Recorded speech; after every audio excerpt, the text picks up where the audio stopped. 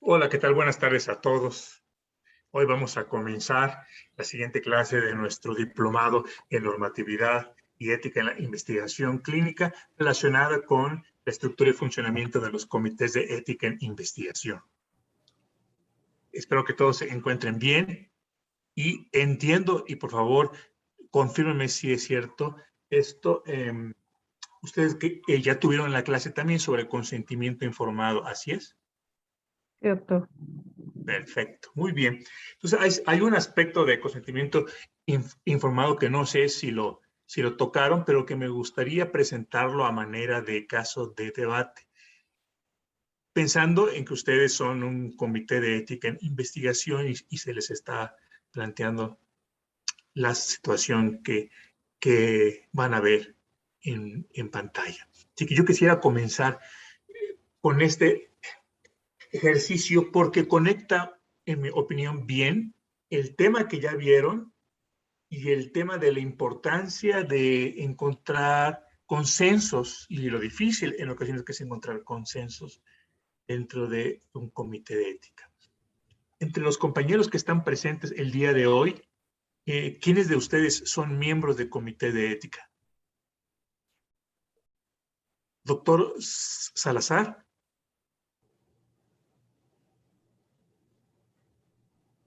Doctora Cobos, ¿se encuentra usted participando en un comité? Sí. Perfecto. También el doctor Bustos. Perfecto. Adi Lara. Sí, doctor. Formo parte de un comité. Muy bien. Laura Camacho y Erika Coronado. No, yo no, doctor. Ok, bueno, entonces tenemos a la mayoría. Juan Gabriel Barrientos. ¿Qué tal, doctor? Buenas tardes. Sí, también. Bueno, muy bien, tenemos a la gran mayoría como miembros de comités de ética. Muy bien. No me preguntó a mí, doctor. Ah, sí, pensé que había sido el primero que le pregunté, David. No, tal vez ¿No? porque soy moreno, tal vez por eso no me preguntó. Ah, como la otra vez, ¿verdad? Sí, no, a mí no se me permitió porque soy subdirector del hospital. Correcto, muy bien. Bueno, muy bien. Vamos también a repasar eso de cuál debe ser las características de los miembros de un comité de ética entre hoy y el sábado. Si alguien, por favor, quiere colaborar con todos leyendo el caso que se encuentra a la izquierda en el bloque gris. ¿Quién se anima para ayudarnos? Con gusto. Dice, ejercicio de debate, consentimiento informado remoto.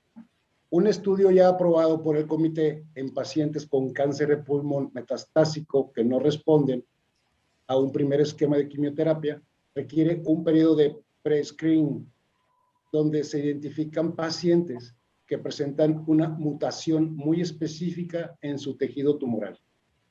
Para determinar si presentan la mutación, se requiere su consentimiento para enviar a un laboratorio central las minillas de la biopsia con la que ya se cuenta.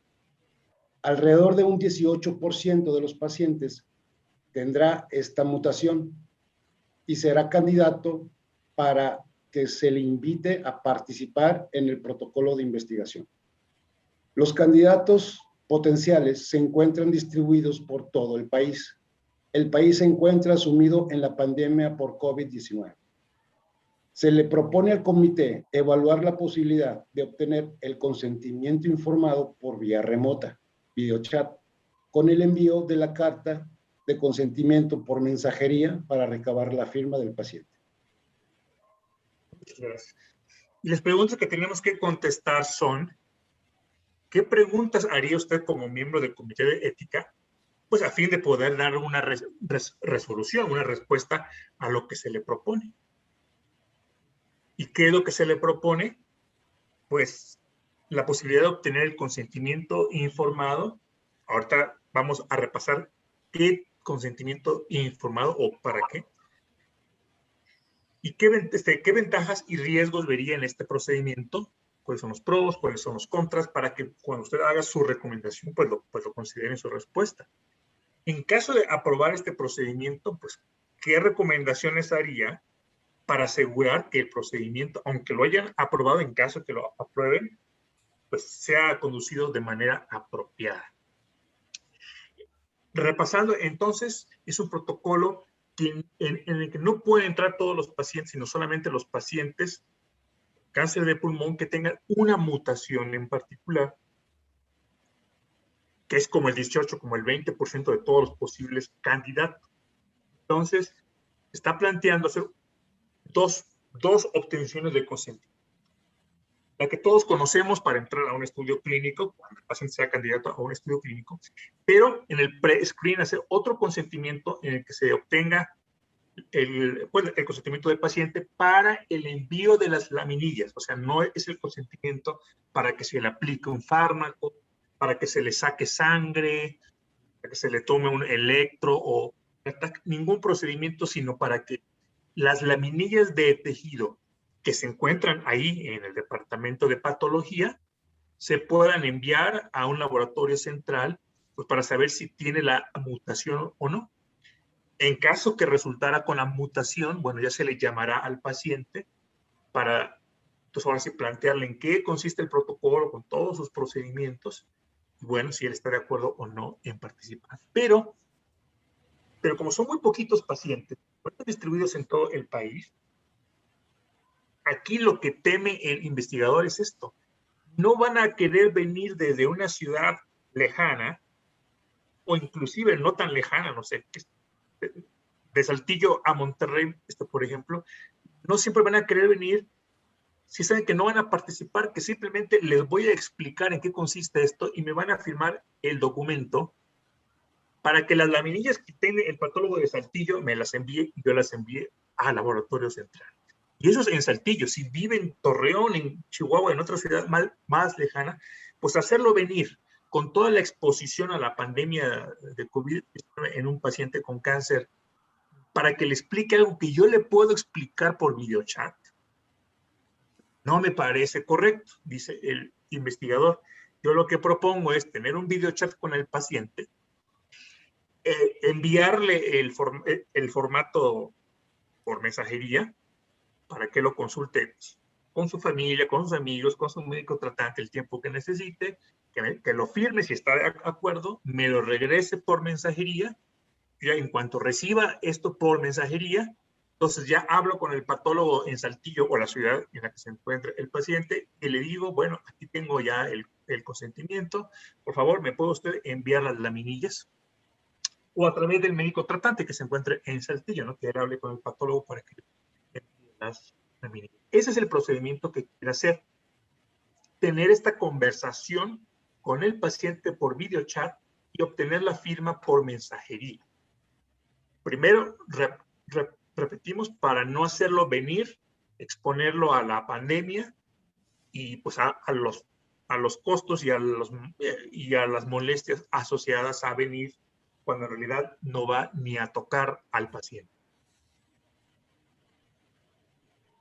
El examen físico, claro, ya estaría para aquellos pacientes que resulten que tienen la mutación, a ellos ya se les convocaría, se les haría el informe de consentimiento habitual, los exámenes de screening que se hacen, el examen físico, la historia clínica completa, etcétera. ¿Qué opina usted? ¿Qué pros? ¿Qué contras? Si no, ¿por qué? Si sí, ¿por qué? Y en todo caso, si sí, ¿qué recomendaciones haría para que esto funcione éticamente? Bueno, primero que nada, ¿cómo obtuvo los datos personales de los pacientes para comunicarse? ¿Cuál es el procedimiento? Porque no creo que sea tan fácil hacer un video chat y que te permitan eso. ¿De dónde salió eso? Eso es importante. Ajá. Yo preguntaría al investigador, ¿cómo lo hiciste para conseguir eso? Porque son datos que normalmente no se obtienen tan fácilmente. Eso sería el primero. La segunda sería cómo garantizar que la persona que está del otro lado va a atender esta respuesta. Esto es, tenemos gente de 60, 70, 80 años que no sabe de la tecnología actual y cómo le va a hacer. Eso es interesante, esa es pregunta que yo también me haría con ese tipo de personas para ver si pueden entrar o no pueden entrar, ¿no? No todos tienen al alcance la tecnología virtual y además, quien tiene al alcance, no todos pueden hacerlo. Y tercero, ¿cómo garantizar el testigo que sea externo, que no sea un familiar, puesto que está yendo a la casa, si es que la abre el video chat, un testigo que no sea familiar? Esas tres preguntas yo me haría. ¿Un testigo que no sea familiar? ¿Perdón?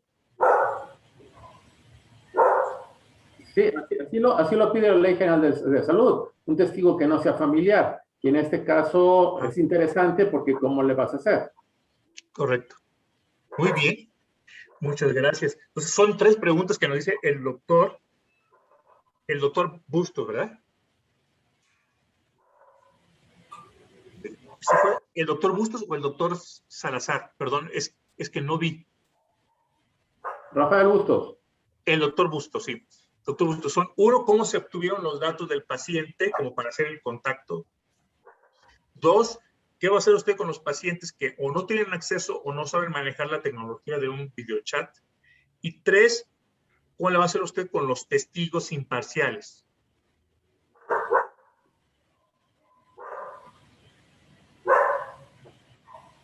¿Quién más? ¿Quién más quiere, por favor, participar? ¿Qué otras preguntas le van a hacer al investigador? Sí, bueno, yo estoy de acuerdo con el compañero Rafael, o sea, eso de la confidencialidad que existe de los datos, cómo se va a localizar a estas personas. Y también, voy a poner este video de una vez, ya.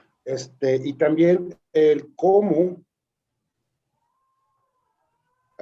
es el procedimiento que va a utilizar, porque debemos de ser muy claros y precisos los tiempos, el nivel educativo, porque pueden ser grupo vulnerable. Tenemos que ver por cuántas quimioterapias han pasado, porque dice que es por una, pero tenemos que ver a ver si no han sido por más.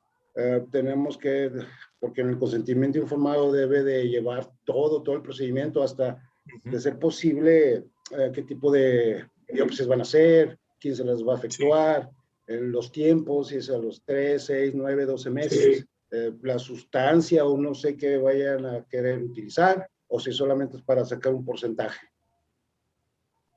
Muy bien. ¿Alguien más que por favor sugiera otra pregunta para este doctor que les está haciendo esta consulta o esta propuesta? A ver, es que estoy de acuerdo con... ¿Sí se me escucha, verdad? Sí, se le escucha perfecto, doctora Coates. Sí. Mire, yo estoy de acuerdo con mis compañeros. ¿Será que uno hace las preguntas o piensa en todos los problemas que ha tenido? Y que no todos nacimos con toda esta tecnología. Dice, un testigo externo, porque para empezar, por ejemplo, ustedes saben que soy la doctora Cobos porque es la misma cara que están viendo. Pero a lo mejor a la hora que estamos en el chat, el señor, el X paciente es el que está ahí enfrente de la pantalla. Es como pasa con los WhatsApp que mandan las mamás. Ya de tanto leerlo sabe uno de veras si es el mamá o es el niñito de 15 años que agarra el teléfono. Ya yo veo mucho peligro ahí. Pero yéndome más atrás, el consentimiento informado es para que mi muestra se vaya a. ¿Cómo vas a cuidar que es mi muestra la que se va a ir? ¿Qué me vas a decir? ¿Se va a ir así, asá? No sé. La otra, el consentimiento que se va a mandar por mensajería. Hijo, ahí sí yo duraría mucho. Porque pues las mensajerías, yo creo que en todas partes hemos tenido problemas con las mensajerías. ¿Quién me asegura a mí que yo firmé y el mensaje le va a llegar al investigador, yo investigador recibo y me firmó sutanito de tal? Es que cuando ya utilizamos otros medios, puede haber error y puede haber, o sea, por ejemplo aquí, mi secretaria recibe, firma, no tienen permiso de abrir ningún paquete. aquí en el módulo que estamos nosotros. ¿Por qué? Porque pues no sabemos ni qué traen. Y esos son datos muy confidenciales. Yo sí, cómo van a mandar las laminillas, cómo es la mensajería para el consentimiento informado. Porque en muchas ocasiones se la podemos decir así como estamos nosotros, y como decía mi compañero, pueden ser gente muy adulta, o de la mía, por ejemplo, y los estoy oyendo y pues no les entiendo mucho. Vuélvamelo a explicar. Sí está complicado, ¿eh? Ya. Pues eso es lo que yo pensaría. Muy bien. Eso último me pareció también importante porque no lo han mencionado los compañeros. Eso último que dijo, déjame ver si le entendí bien. Usted le preguntaría al doctor cómo se asegurará que le entendió el paciente lo que le explicó por videochat. Por videochat, o sea, Ajá. porque dicen así, ¿no? ¿Qué? Es difícil. Sí. Es difícil saber si nos comprendió el paciente. También se le pregunta, también se les pregunta, o sea, al final, yo porque ya lo he hecho, se les pregunta, a ver, ¿qué fue lo que entendió? ¿Me lo puede volver a explicar usted a mí? Ajá, correctísimo. Una retroalimentación. Exacto. Muy bien, muy bien. Ahora de estas, bueno, ¿hay alguien más que quiera hacer alguna pregunta que se nos haya pasado de lo que han dicho sus compañeros? Yo. Sí, Liliana. Bueno, como parte de investigadora, a mí se me hace muy buena idea esto de poder consentir remoto, pero poniéndome como parte del comité de ética, creo que también tendría, aparte de lo que ya dijeron todos mis compañeros, tendría que verificar porque están hablando de pruebas genéticas. Ajá. Entonces, tiene que ser muy explícito el consentimiento informado sobre qué van a hacer con el material que sobre, si lo van a guardar, por cuánto tiempo, quién va a ser el responsable de dicho material y que especifique bastante bien que solo lo van a utilizar para buscar esta mutación, que no lo van a utilizar para otros estudios genéticos o, ¿cómo le llaman? Para líneas inmortales. Para líneas inmortales. Con eso aparte, la idea de hacer un consentimiento remoto, la verdad se me hace muy práctico de parte del investigador, pues. Gracias, doctora Burgos. ¿Algún otro compañero que quiera participar con alguna pregunta? Una pregunta y disculpe mi ignorancia. ¿El videochat al grabarlo puede quedar como evidencia de consentimiento? Eso es algo que no sé, porque la ley dice que se consentimiento informado a través de un escrito, pero yo no sé si en este momento el videochat, hacerle la manifestación del consentimiento informado por videochat, sea exactamente igual, si tiene la grabación, que el papel que exige la ley, consentimiento informado por escrito. No, pero lo que propone el doctor no es sustituir el papel por el videochat. Lo que propone el investigador es obtener el consentimiento informado por vía remota videochat. Sí, obtenerlo sí, en el sentido de que el paciente dé su consentimiento, pero, y si no está aquí, por favor, lo especifiqué o lo especifico en este momento. La documentación, o sea, lo que queda escrito es lo que le va a enviar por mensajería. O sea, el paciente le envía el formato por mensajería, espera recibirlo por mensajería con la firma del investigador y sus testigos, y claro, quedarse con ese documento él. ¿Okay? Entonces, lo que está pidiendo su... Fíjese que yo tengo entendido... tengo entendido que está prohibido grabar. Digo, por la pregunta del doctor Rafael. Tengo entendido que está prohibido grabar.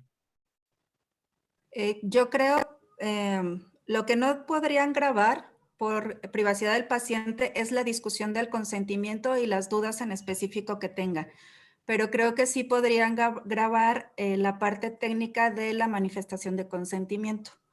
Cuando lo hacemos con los pacientes en el consultorio, la discusión, si es un tema muy sensible para el paciente, hay cierta parte de la discusión que se hace en privado, cierta parte de la discusión que se hace frente a los testigos y ya la manifestación de consentimiento que ya se hace frente a los testigos.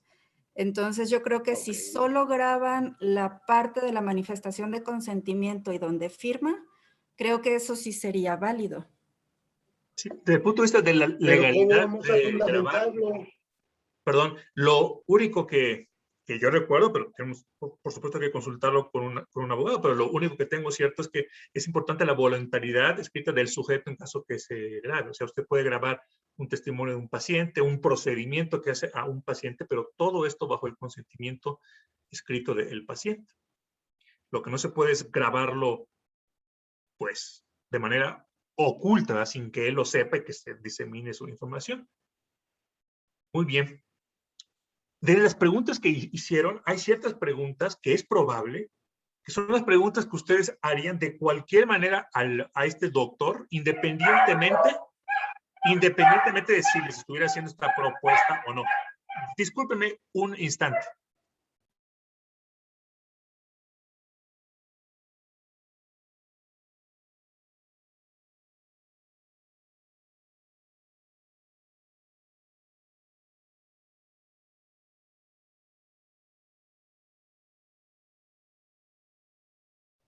Disculpen. Así es. Es posible que el doctor les dijera, doctor, algunas de las preguntas que me están haciendo se las contesto con gusto. Son muy importantes para revisar la ética del protocolo, pero creo que son preguntas que usted me haría independientemente de esta propuesta que le estoy haciendo, que no tienen que ver con la propuesta que le estoy planteando. O sea, son muy válidas, pero con y sin consentimiento remoto me las va a hacer. Por ejemplo, exactamente qué se va a hacer con las muestras, qué pruebas genómicas, cómo me puedo asegurar que la confidencialidad del paciente en cuanto a la conservación de esas muestras, de que no se generen líneas inmortales, que no se le dé un uso distinto al aprobado por el paciente. Todo eso usted me lo pregunta como me lo ha preguntado siempre y como me lo continuará preguntando siempre cada que estemos haciendo exámenes genómicos con muestras de pacientes. También lo que me pregunta usted sobre cómo conseguir los datos del paciente para hacer el videochat. Entiendo que es importante eso, es importante resguardar los datos de contacto del paciente. Pero es la misma pregunta que me haría, aunque no estuviera un consentimiento informado remoto. ¿Cómo conseguí que el paciente Juan Pérez venga a mi consultorio para que le presente un estudio? Así cara a cara. ¿O cómo conseguir sus datos para que platiquemos en videochat? ¿Cómo supe su nombre completo? ¿Cómo supe su número de teléfono? O cualquier otro dato que necesite. Otra pregunta importante que hicieron,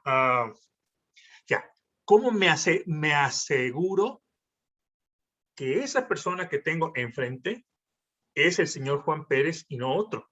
¿O cómo me aseguro que los testigos que tiene ahí, pues se llaman María López, etcétera, y no son otras personas?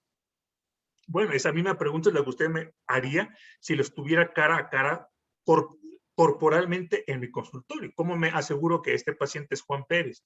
Que su firma es la firma de Juan Pérez y la de los testigos. Lo que hacemos en este centro, doctor, es, pues bueno, les pedimos una identificación oficial y es lo mismo que les puedo a ellos solicitar de manera remota, pues como ocurre con millones y millones de trámites de todo tipo, ¿no? En donde el ciudadano tiene que identificarse para lo que sea.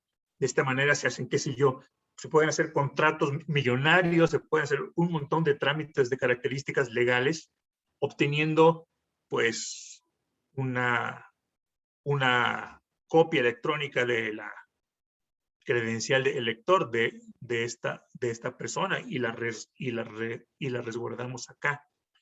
A menos que, claro, su hospital pida otro tipo de identificación. También puede ser que estos pacientes se encuentren a su vez identificados en el hospital de su procedencia en la otra ciudad y que ellos también me faciliten esa información. Puedo también solicitarle ante la Cámara que me muestre su credencial de elector, aparte que me la envíe por vía electrónica. Bueno, son algunas de las preguntas de las que escuché que son sumamente importantes, pero creo que aplican tanto, si ustedes están de acuerdo, tanto cuando el consentimiento informado es de la manera habitual, como cuando el consentimiento informado es de manera remota. Ahora, hay preguntas importantes que hicieron que tienen más, quizá un poco más de foco sobre el hecho de que sea remoto. Por ejemplo, ¿qué pasará con los que no tengan acceso a la tecnología o no la sepan usar. Es una pregunta muy, muy importante. A lo mejor el doctor lo que les puede contestar es, bueno, doctor, esta es una opción que les estoy presentando. Quien no pueda tener acceso a la tecnología, pues no puede y por lo tanto no podrá participar. Si no puede, es que no puede. De la misma manera que si no pudiera, por diferentes razones socioeconómico-culturales, tomar un autobús o un avión para venir a Monterrey para que yo se lo explique, pues no lo va a hacer y punto. Si no se puede, no se puede. El médico tratante, el familiar del paciente que sí tenga la tecnología, pues puede también invitar al paciente a la casa de ese familiar, amigo o al consultorio del médico tratante donde tiene acceso a computadora y a Zoom para que ahí se haga la entrevista. O puede hacerse en la casa del paciente con la ayuda técnica de las personas que necesite, de la misma forma como que para entrar a mi consultorio, si necesita bastón o ayuda para saber orientarse en el espacio, saber en dónde está mi consultorio, sentarse sin dificultades, etcétera, en ocasiones se asisten de diferentes personas. O si necesita que se le traduzca algún término a la lengua indígena original, pues tendremos a un traductor. O sea, toda la asistencia que necesita un paciente para apoyar el proceso de consentimiento informado, pues él la tendrá, la que él quiera y la que él acepte. Remoto o presencial, es lo mismo. ¿Qué otra pregunta hicieron que era muy importante también ahí? Ya no me acuerdo, pero si se acuerdan, por favor digan.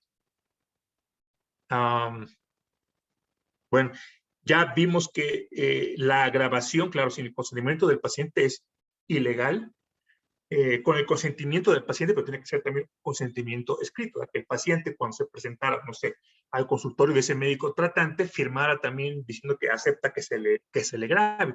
No es necesario que se le grabe, pero qué bueno que lo mencionaron, porque inclusive la posibilidad de que se le grabe, claro, con su consentimiento, pues nos da una evidencia mucho mayor, mucho más firme de cómo fue la explicación, cómo fue el proceso, en caso que el comité de ética lo requiera. Es decir, tenemos potencialmente, y repito, potencialmente, porque esto dependería de la aceptación del paciente, una calidad de evidencia documental que normalmente no tenemos en las explicaciones que hacemos persona a persona.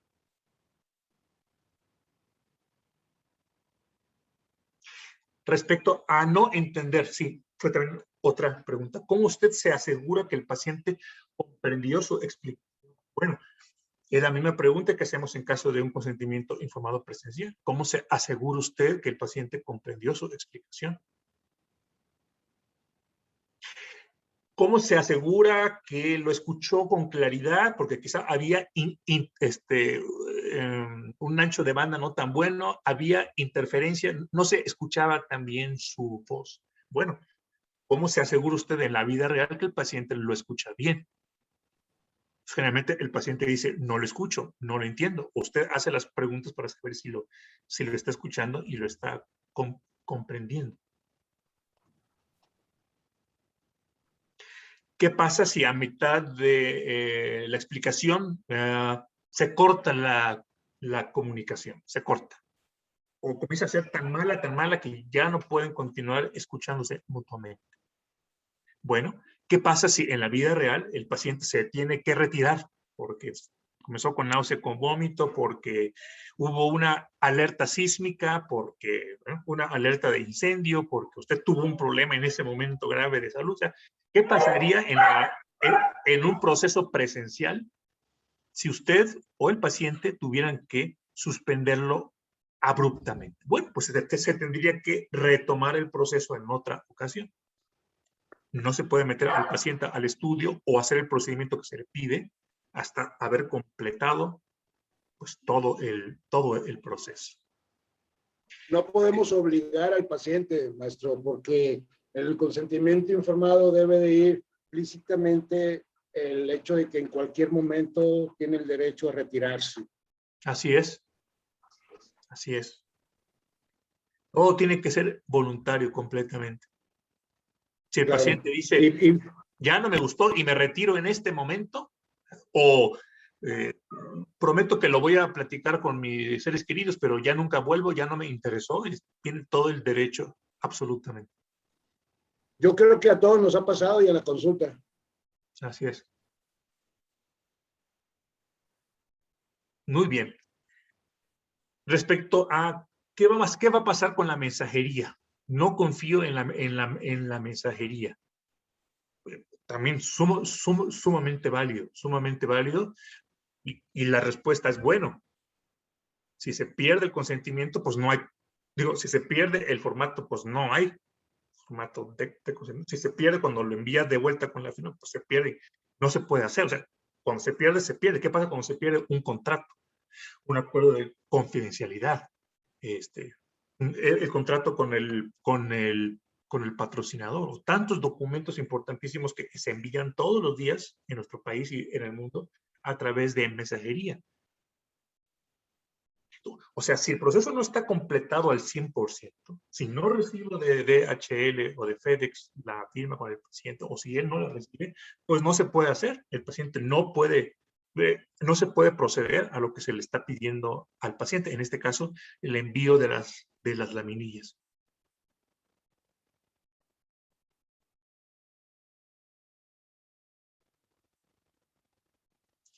Entonces, en conclusión, ¿qué le recomendarían a este doctor? ¿Qué le contestaría? Que es un proceso complicado, que si se la quiere aventar adelante, pero debe de fundamentarlo con la ley, porque ejemplo, ahorita que comentaban eso, que y si no es el paciente, acá en el hospital hacemos que firmen desde la carta de confidencialidad, lo del consentimiento informado, y los pacientes, los que se internan, les tomamos una fotografía y se las ponemos en la cama y en en donde están los medicamentos que se les va a dar, porque hay errores humanos en donde pueden tomar otro medicamento de otro paciente y se pueden equivocar de paciente o de algún estudio. Entonces, pues va a ser complicado, pero pues depende de la certificación que tenga el hospital en donde vaya a ser dicho protocolo. Sí, doctor. Adelante, doctor. Pues a mí me parece una excelente herramienta. Creo que si los investigadores o la empresa encargada tiene en orden todo el aspecto logístico, que probablemente lo hará, la cuestión de paquetería, la cuestión de tener lista el chat, la computadora, el consentimiento informado en orden, incluso el inicial de que va a haber una plática por el chat y que esa será grabada y que el paciente en cualquier momento se puede hacer a un lado y que también tiene el derecho de pedir que se elimine la grabación. Creo que estos pacientes están en un estado pues grave, son pacientes con un cáncer metastásico, probablemente su estado de salud no es el mejor, por lo tanto creo que tener esa oportunidad y colocar en una balanza los riesgos y los beneficios, me parece que el beneficio posible es mayor y por lo tanto a mí me parece muy buena opción. Muchas gracias. ¿Usted le exigiría al doctor que grabe? O si el paciente dice que no, y por lo tanto el doctor le dice no, pues no hubo grabación porque el paciente lo rechazó, ¿rechazaría usted el proceso? No, yo creo que no es indispensable. Así Me parece es. que no es indispensable. No es indispensable. Habrá testigos, habrá el consentimiento, la firma, la paquetería. Obviamente ya hay servicio que va a casa, se lleva el paquete y lo envían. Ya no es necesario ni siquiera uno hacer el pago de la paquetería. Creo que todo eso puede estar muy bien aclarado. De acuerdo. Hay otro aspecto también importante que hay que cuidar, que es la confidencialidad del paciente y la confianza que tiene el paciente, que se mantiene esa confidencialidad de parte de lo que puede ver de este lado de la computadora donde está el investigador. Él estará viendo que sea la cara del investigador, pero es importante que al comenzar la transmisión, el doctor diga, usted se encuentra conmigo, o se encuentra conmigo y mi asistente, o conmigo y mi enfermera, o aquí estamos los dos subinvestigadores, o estoy aquí nada más solo, ¿verdad? La conversación que vamos a tener, pido su autorización para que se grabe, tiene todo el derecho a desear que no se grabe, también tiene el derecho a solicitarme que se elimine su grabación o que solamente grabemos parte de ella, díganme usted como lo desea. Este tipo de cosas es importante que la sepa el paciente antes. Él puede tener, claro, en su entorno puede invitar a los amigos y familiares que deseen, ¿no? Puede tener ahí a 10 personas, a todos sus hijos, escuchando la explicación. Pero es importante que sepa quién está del otro lado, ¿verdad? Eso es muy importante también.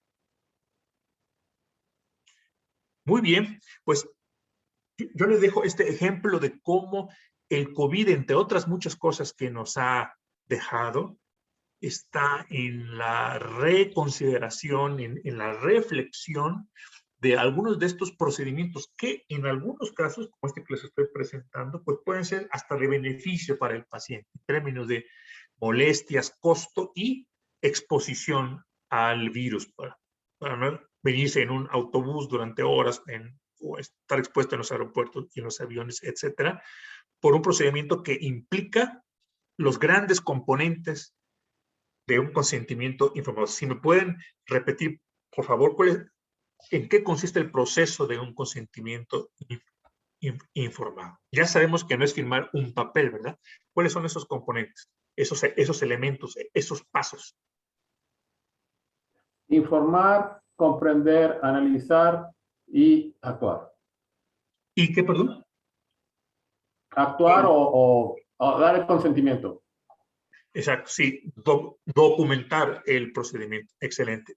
Explicar, comprender, checando que se comprende, reflexionar, que le puede tomar al paciente o 5 minutos, o 5 horas, o 5 días, todo lo que necesiten para reflexionar, llegar a una decisión autónoma y luego documentar. Muy bien. Entonces, estos procesos pues también se pueden hacer por vía remota con las salvedades que hemos mencionado.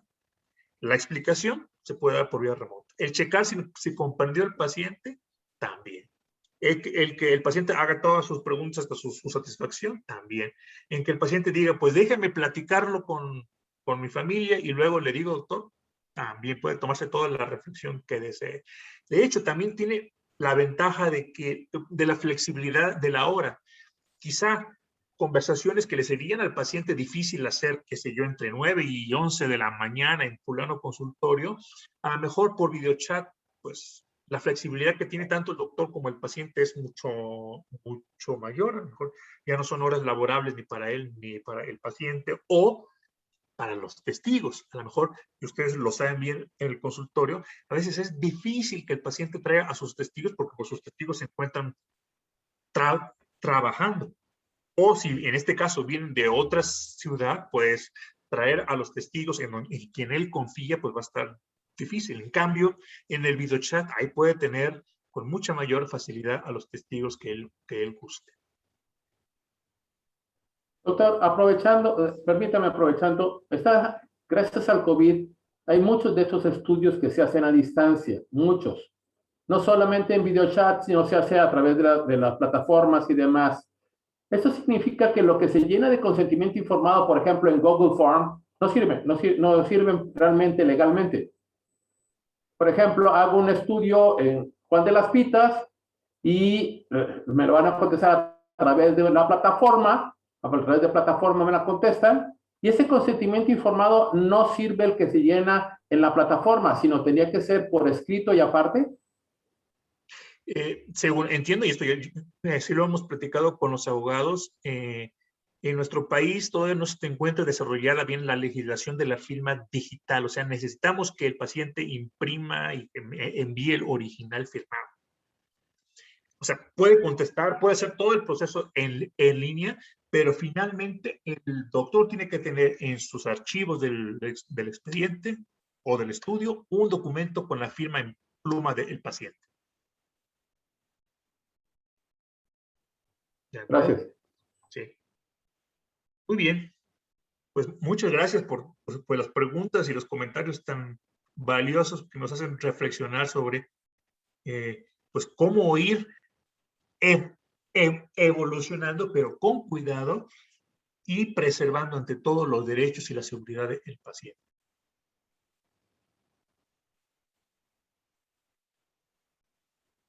Esto me llamó la atención. Aquí tienen ustedes al director de un hospital reuniéndose con algunos miembros del comité y aconsejándoles, asegúrense de que todo se haga éticamente, siempre y cuando sea razonable, obviamente. A ver, ¿qué les suena a esto? ¿Qué les suena? ¿Qué creencia quizá está en la mente de este director de hospital que le tiene que decir a los miembros de su comité, asegúrense, aquí en este hospital todo se hace éticamente, siempre y cuando sea razonable, obviamente. Que sea finalmente beneficioso o que el hospital tenga un beneficio. Que el hospital tenga un beneficio. Muy bien, ¿qué más? ¿Será eso lo que tiene en mente? Puede ser, puede ser. Puede ser que eso tenga en mente. El costo. El costo, ajá, que traiga beneficio al hospital. ¿El costo para qué? ¿Para el paciente? No, o sea, que no vayan ellos a invertir mucho. ¿Que el hospital no vaya a invertir mucho? Sí, o sea, que no sea tan costoso para ellos. Correcto, ok. ¿Qué más? Que las actividades que se hacen no afecten la imagen de los participantes o del hospital. Ok, muy bien. La imagen negativamente. Ok, muy bien, muchas gracias. ¿Alguna otra opinión por ahí? ¿Qué tenía en mente el director cuando les tuvo que decir esto?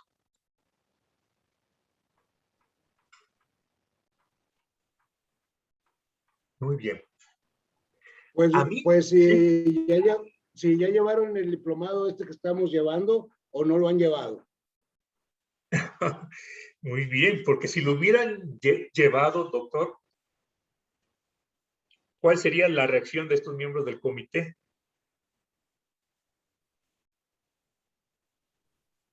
Pues, ¿sí? Digo, como siguen siendo seres humanos, sí. A, B y C de mis compañeros son correctas. Sí. Algo que me llama la atención es que aparentemente este director del hospital duda que todo lo ético sea razonable. Porque si le dice, asegúrese de que todo se haga éticamente, pero siempre y cuando sea razonable. O sea que hay cosas éticas que no son razonables. ¿Por qué tiene que decir siempre y cuando sea razonable? Y créanme que es una idea que prevalece en muchos de nosotros en diferentes ámbitos de la vida, pero fundamentalmente en la vida pública, en las instituciones, en la política. Permea esta idea de que ser bueno, portarse éticamente, no siempre es razonable. Y cuando es razonable, pues está bien, hay que hacerlo. Pero ser ético y no razonable, ahí es cuando no hay que hacerlo. Como si hubiera una discrepancia, como si hubiera una tensión. Bueno, a lo mejor la tensión medio existe, pero como que si hubiera una dicotomía de de plano, situaciones en que o eres ético o eres razonable. Estamos rozando con los principios de beneficencia y no maleficencia entonces. Exacto. Este director y quizá otras personas como él, algo todavía no comprende bien. Y piensa que habrá algún momento en que tengamos que decidir entre lo razonable y lo ético. Es decir, él teme que alguna vez su gente tome una decisión que es ética, cabalmente ética, pero irracional, caprichosa, absurda, tonta. Y esto no es así. Ni es así, ni debe ser así. Si algo es caprichoso, absurdo, tonto, irrealizable, fantasioso, entonces no es ético. Entonces esa conducta no es ético, porque la ética incluye lo que se puede hacer. La ética, la discusión ética implica en las circunstancias reales en las que está el paciente, en las que está el investigador, en las que está la institución, bajo estas circunstancias, apegándome a la realidad que es lo correcto hacer. Sí. Buenas tardes. Buenas tardes. Soy Miguel Soto de Monterrey. Pues sí, tiene razón. Realmente, si veamos las palabras que usa este director, no está diciendo nada, ni está comprometiendo nada, pero da a entender a los comités de ética que está dando la postura del hospital, que puede ser, oye, no voy a suspender el estudio nada más por cualquier cosita, porque el hospital está ganando. Puede ser, oye, no se vayan mucho alto en los costos. Oye, convence como puedas a los pacientes, ¿verdad? Que tienes que cumplir la meta. O sea, pueden ser variables. No dijo nada, pero los que están ahí y él saben qué dijo. Exacto, exacto. ¿Quién sabe? Sí, porque alguien, si alguien lo ve desde afuera, pues, ¿qué está diciendo? Claro. Pero los que están ahí, el comité de ética y él, saben que, porque él sabe la postura que es defender la postura del hospital, defender el prestigio. Oye, no vas a cancelarlo, qué vergüenza que nos cancelen un estudio de investigación por cosas que no. Ahí cúbrele poquito ahí a lo que los errores que puedan haber por ahí. Sé razonable, cubre todo lo que puedas y que sea un éxito. O sea, pero realmente no dijo nada. Así es, así es. No dijo nada. Pero se puede leer entre renglones. Entre ellos sí les queda muy claro. Exacto. Sean éticos, pero no se pasen de éticos. Sí, sean así éticos, es. pero no tanto, o sea, no la frieguen. Exacto. Como si fuera posible que uno se pase de bueno. Exactamente. Y es que como ustedes ya saben, y lo repasamos en la discusión de los principios filosóficos de la ética, pues no es posible pasarse de bueno. Si te estás pasando de bueno, es que en realidad no eres bueno. Estás haciendo algo malo. Por ejemplo, si eres aparentemente tan amable, cortés y respetuoso, que permites violaciones a tus derechos, a tu dignidad, estás haciendo un mal contra tu persona. No es que seas demasiado bueno. Exactamente. Muy bien. De acuerdo.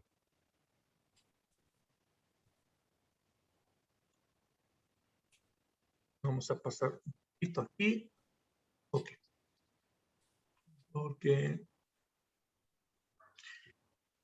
los comités de ética, el comité de ética en investigación, y vamos a ir en esta próxima hora reflexionando sobre los principios que la misma guía para la conformación y funcionamiento de los comités de ética, que a su vez se basa en muchas otras directrices internacionales, nos ofrece. Y dice, de los objetivos que los comités de ética en investigación, su objetivo es actuar en el interés de los sujetos de investigación. Ese es su máximo y primer interés. Ahora, y actuar a favor de los intereses de la institución, entonces volvemos a lo mismo. Una institución que pone en primer lugar a los pacientes, pues es una institución que hace lo correcto y que le debe de ir bien. En el momento en que pensemos es que a la institución le va a ir mal, pero al paciente le va a ir bien, alguna de las dos tesis no es correcta. Alguna de las dos tesis no es correcta. Pero asesorar a los titulares de los establecimientos e instituciones sobre la autorización de investigaciones en sus unidades de responsabilidad. Okay. Asesorar. ¿Cuántas veces el comité de ética asesora? ¿Cuántos comités de ética se limitan quizá a aprobar, desaprobar o aprobar condicionalmente, pero no asesora? Vigilar la aplicación de la legislación, normatividad y contenidos éticos vigentes en materia de investigación y las demás disposiciones aplicables, así como auxiliar a los investigadores para la realización óptima de sus estudios. Claro. Asesorar al director, al subdirector de investigación por un lado, como dice el punto 2, pero también a los investigadores. Auxiliarlos. Un sinónimo de la palabra auxiliar, la más común, ayudar, ¿verdad? Asesorar. Asesorarlos. Y vigilar, fíjense, la palabra vigilar la aplicación. Vigilar es un verbo que implica una acción continua, ¿no? O periódica. Entonces, no es nada más de ya te puse tu sello de aprobación, sino tengo que vigilar que la normatividad que me prometiste que vas a aplicar, la estés realmente aplicando durante los meses o años que dure la conducción de tu estudio. Mi responsabilidad como comité no termina en el momento que yo emito la carta de aprobación. Ahí es cuando comienza apenas mi responsabilidad. Y el último, fomentar que los beneficios y las responsabilidades de la investigación sean distribuidos entre los grupos sociales, tomando en cuenta la edad, género, estatus económico, cultura y condiciones éticas. La inclusión y diversidad, como vimos en nuestra plática pasada, está siendo cada vez más importante en los estudios clínicos. ¿Qué va usted a hacer, investigador, o qué vamos a hacer como institución para asegurar que también las personas que no tienen tanto acceso a los servicios de salud, por su condición socioeconómica, por su género, por si pertenecen a algún grupo étnico, pues que tengan acceso a los beneficios también del protocolo? ¿Cómo vamos a hacer que ellos se den cuenta que este protocolo está funcionando, está activo?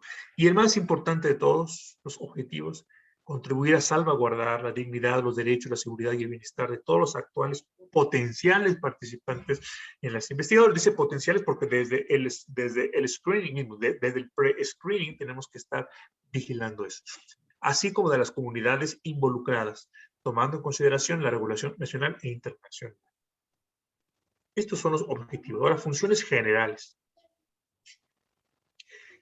¿Quién me apoya para ir leyendo cuáles son las funciones generales de acuerdo a la Comisión Nacional de Bioética? Revisar, evaluar y dictaminar los protocolos de investigación que involucran seres humanos. Correcto. Hay un proceso de revisión y un proceso de encontrar consensos, que es la evaluación como grupo, y luego la dictaminación. Luego.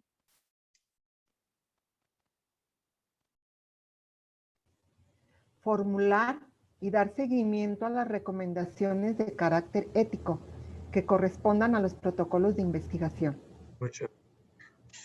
Formular, es decir, emitirlos por primera vez. Estas son las palabras, esta es la recomendación que le vamos a hacer o la exigencia que le vamos a hacer al investigador. Ahí va. La formulamos, la enviamos, pero no se queda ahí, no acaba ahí nuestra responsabilidad, sino hay que darle seguimiento. Luego.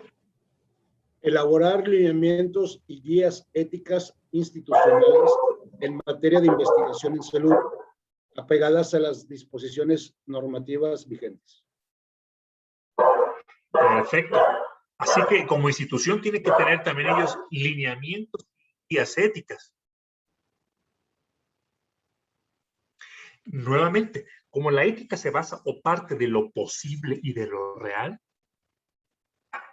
no vamos a estar aprobando un no sé, un estudio en población pediátrica, aunque el estudio sí tenga todas las características éticas, sí, quizá nuestro hospital no está orientado, no tiene suficientes instalaciones, no tiene un staff, por ejemplo, de enfermería con experiencia en hacer las perfunciones en los niños. O sea, el estudio puede estar en el papel fantástico, pero si no se apega a nuestra realidad, pues ya no va a ser ético, porque le estamos exponiendo a un riesgo innecesario. Entonces, quizá el comité decida no solamente no aprobar ese protocolo, sino establecer un lineamiento institucional por el cual se diga en este hospital la investigación será en adultos y no en población pediátrica. O lo contrario, ¿no? Bueno, porque cualquier hospital o clínica que quiera hacer investigación debe estar aprobado con bioética, tengo entendido, ¿no? Claro, claro. Entonces, el hacer guías institucional es muy importante. No es lo mismo un hospital donde hay un programa de residentes sólido, y donde saben ustedes que los residentes se encuentran muy bien apoyados, coachados, supervisados por los médicos de base, por los profesores del programa de residencia, que un hospital que no es así y que con frecuencia, no sé, tiene población joven, médica joven que va y sale, que entra y sale, no se puede hacer cargo de estudios a largo plazo.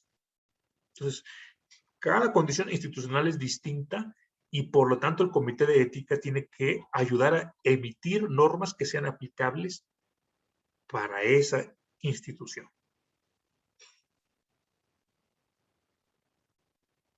Muy bien.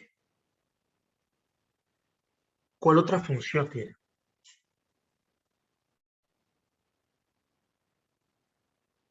Asesorar a los investigadores para una óptima realización ética de sus protocolos. Así es. Entonces, tiene el comité el tiempo, tiene el comité la experiencia, el conocimiento para realizar esta asesoría. Seguramente no se requiere la asesoría quizá en todos los casos, para todos los investigadores, pero cuando se requiera, cuenta con el tiempo y los recursos humanos para hacerlo, cuenta con el mecanismo para hacerlo. ¿Qué significa asesoría? Hay comités que dan cursos al staff del hospital interesado en investigación clínica. Hay otros comités de ética que están conectados de tal manera con la subdirección de investigación que se lleva a cabo un monitoreo interno de ciertos aspectos del estudio. Hay comités de ética que no rechazan a ese joven inexperto que quiere hacer investigación, sino que conversan con él y le ponen a un subinvestigador de experiencia. Ok, es hora de que tú seas también investigador principal. Quizá mi subinvestigador no tiene tu especialidad. Se requiere un endocrinólogo y no tenemos más endocrinólogos que tengan experiencia en estudios clínicos, pero mi nefrólogo, el doctor Gutiérrez, amablemente ha aceptado darte coaching y ser tu subinvestigador, pues para ayudarte a crecer en este ámbito también. ¿Qué tanto estamos asesorando a nuestros investigadores? O al contrario, ¿qué tanto nuestra posición es tal que el investigador piensa que somos un obstáculo o un trámite más? ¿O alguien que les va a poner algún tipo de peros a la realización de la investigación? Pues estamos para eso, ¿no? Para ponerles peros. Estamos para ponerles peros y estamos también, como dice la comisión, para asesorar. Entonces, lo que tú me propones, doctor, no me parece correcto, no nos parece en el comité correcto, no nos parece adecuado por X, Y, Z. Por lo tanto, yo te sugiero que hagas A, B, C, D, E. Versus, arréglate como puedas y preséntame en un escrito qué piensas hacer, ¿no? Sí, porque mire, como seres humanos, el primer punto que puso usted, realmente los investigadores están viendo por el bienestar del paciente o por los intereses del investigador. porque muchas veces es lo que está buscando el investigador y no piensa en el paciente. Claro. Y para eso están los comités de ética. Así es, su función principal es salvaguardar a los pacientes, pero precisamente para salvaguardar a los pacientes, algunas veces lo que se requiere es asesorar al investigador de cómo salvaguardar esos derechos de los pacientes. Entonces, el punto es trabajar hombro a hombro con el investigador con confianza mutua, generar confianza mutua. Ni el comité te quiere obstaculizar, ni el investigador nos quiere engañar. Partir de la idea de que tanto el comité como el investigador están interesados en salvaguardar los derechos de los pacientes y en producir una investigación ética de calidad. Solo que como seres humanos, claro, no conocemos ciertas cosas, damos por sentado otras, nos equivocamos, ¿verdad?, en otras, o nos da pena preguntar. Tenemos ideas preconcebidas que hasta que las ventilemos, nos vamos a dar cuenta que están ahí, y todo eso solo se consigue en un clima de confianza entre el comité y los investigadores. ¿Cuál es otra función?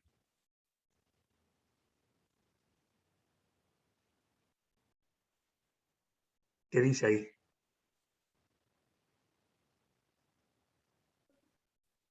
Presentar en los primeros 30 días naturales del año un informe anual de actividades al titular o director del establecimiento, así como a la Comisión Nacional de Bioética.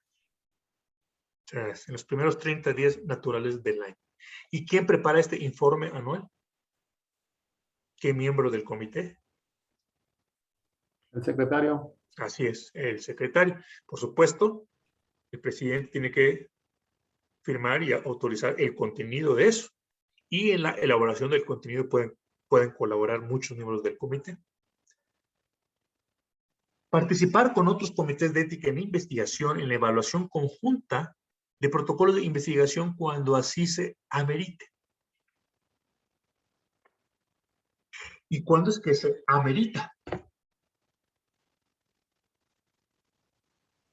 Cuando podríamos todas tener las ocasiones. dos poblaciones. El doctor. Perdón. Adelante, Rafael. En todas las ocasiones. Que haya protocolos con seres humanos o que incluyan a los seres humanos, incluyan a seres vivos. En todas las ocasiones deben trabajar junto el comité de ética en investigación y el comité de técnico en investigación. En todas las ocasiones. El comité de investigación y el comité de ética en investigación. Aquí lo que se refiere es a otros comités de ética en investigación. O sea, así como ustedes son un comité de ética en el hospital A, trabajar con el comité de ética en el hospital B. Doctor Camacho, quizás amerita esto? Quizás podría ser cuando existe en una investigación dos poblaciones en diferentes lugares, por ejemplo, dos hospitales psiquiátricos donde tienen trabajos similares, pero la población del investigador va a ser tomada de esas dos poblaciones. Fantástico, fantástico. Cuando los dos hospitales están realmente contribuyendo, están participando de diferentes maneras en conformar la población de estudio o en realizar los procedimientos de estudio, este es un fantástico de cómo pueden colaborar. ¿Qué otro caso? Son multicéntricos los estudios, que son en diferentes países, y es el mismo estudio. Sí. Debe ser un consenso entre los comités de éticas para tener los mismos valores. Sería fantástico, definitivamente sería ideal que en estos estudios multicéntricos pudiera haber consenso. En ocasiones se pierde mucho tiempo para la realización de un estudio cuando un comité pues pide un cambio aquí en el consentimiento de la palabra A para la palabra B, pero en el otro hospital de la palabra B para la palabra C y el otro de la palabra C para la palabra D, cuando en realidad la población que atienden todos es una población similar. Simplemente son pequeños puntos de vista distintos. Todos son válidos, pero como se emiten de manera aislada, al final hay que hacer pues 10 diferentes versiones de consentimientos para satisfacer a 10 diferentes comités de ética. Cuando en realidad si se evalúa esto en forma conjunta, pues podría haber una recomendación general. No se hace en la práctica cuando están funcionando bien los comités de cada hospital, pero sería algo fantástico. Y otra vez, ¿qué enseñanza nos dejó el COVID? se dio cuenta las autoridades de salud que hacer estudios de investigación clínica con las vacunas de COVID en 8, 10 centros en el país, pues iba a ser mucho más complejo si teníamos 10 diferentes comités de ética en diferentes fechas reuniéndose y emitiendo recomendaciones con diferentes características. ¿Qué hizo? Hizo que toda la investigación clínica en COVID generada en el país pasara por un comité de ética único. Ahí se dio cuenta de la importancia del consenso. Así como pasó con el COVID, pensemos que hay también otros problemas de salud en nuestro país que han sido apremiantes por años y en donde la investigación clínica también se ha hecho más larga, más compleja, pues por tener 5, 10, 15, 20 opiniones distintas de comités de ética. Ustedes hagan el ejercicio. Si en silencio le piden a cada miembro del comité de ética, ¿cómo usted redactaría un párrafo que explique de manera que sea entendible para el paciente qué es la leucemia aguda linfoblástica? Ponga usted a 10 hematólogos. Es más, a 10 hematólogos aparte con maestría en bioética. Y cada uno obviamente va a generar un párrafo distinto. Y todos muy, muy válidos, muy, muy buenos, pero distintos. ¿Qué tal si entre los 10 mejor se le encomienda a uno que haga el draft o a 2 que hagan el draft, el borrador, y a los otros 8 que lo comenten, que lo revisen, que sugieran, que lleguen al consenso y se emita un solo párrafo entre. Muy bien. Y coadyuvar en la aplicación de la ley, el reglamento y las demás disposiciones aplicables en salud. Coadyuvar, porque finalmente no son un cuerpo policíaco, pero sí es un cuerpo que debe de apoyar la aplicación de la ley. Muy bien, vamos a ver entonces, verde o rojo, cuál es la frase, cuáles las palabras adecuadas para complementar la oración. Doctor Camacho, nada más antes de pasar, me llama la atención algo que aquí no está explícito, y sí está explícito en el Comité de Bioética Hospitalaria, que es la de educación. Aquí dice asesorar, y asesorar es dar consejo. Eso es todo lo que dice en esto. Y si uno realmente se pone a ver qué tanto conocimiento tiene el investigador, qué tanto conocimiento tienen los estudiantes para hacer un protocolo ético, nos estaríamos dando cuenta la falta de educación ética que se tiene. Y eso al parecer no se le carga al comité de investigación y por lo tanto no se le carga a nadie. Yo estoy en un centro universitario donde hay múltiples programas educativos que tienen la asignatura de bioética. ¿Sí? Y los de posgrado tienen la asignatura de bioética, pero no están encaminados hacia investigación. ¿Qué es lo que pasa con todos los muchachos cuando llegan con sus protocolos con nosotros? Pues se van para atrás porque nunca fueron vistos desde este punto de vista. Creo que aquí faltaría en una de las funciones general la de educar, no asesorar, sino de educar. ¿Por qué? Porque nos va a tocar a todos los que estamos en este diplomado, nos va a tocar a todos educar, no solamente asesorar.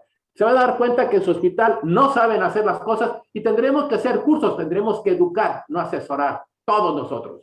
¿Sí? Si nosotros nos ponemos a ver cómo estábamos al principio a cómo estamos ahorita, pues al principio realmente lo hacíamos en una forma muy romántica, la evaluación de los protocolos. Ahora estamos agarrando a base de la educación diferente manera. Entonces, creo que sí faltaría en una función general educar. Y la segunda pregunta que también quisiera saber es, esto es una friega.